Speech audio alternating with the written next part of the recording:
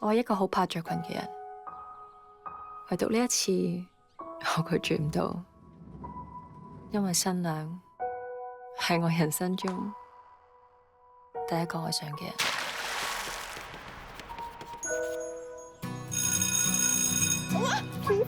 其實咧，對人有感情係好事嚟嘅，不過就唔好咁早啦。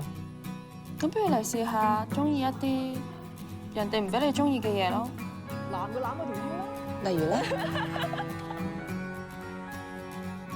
我啊，上到大學咧，你好快就會唔記得我噶啦。你中意女人噶嘛？係啊，個女咪遺傳晒你咯。其實老豆唔係介意你同女仔玩啊，其實老豆都中意同女仔玩嘅，係咪？佢哋唔中意同我玩啫嘛。咁呢啲 confuse 喺女校裏邊，成日都會有噶啦。咁可能係錯覺咧。你心嘅，我都唔明。只要你中意我，我中意你，呢個世界有咩係我哋解決唔到嘅啫？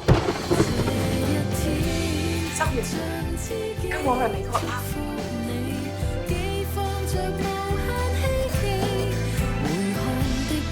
我拍拖嘅同男仔，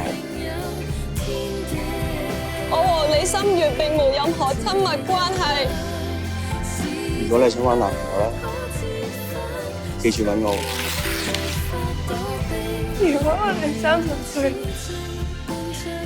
都仲係自己一個人嘅話，我哋結婚啦！你覺得我哋中學嗰段係咪愛情啊？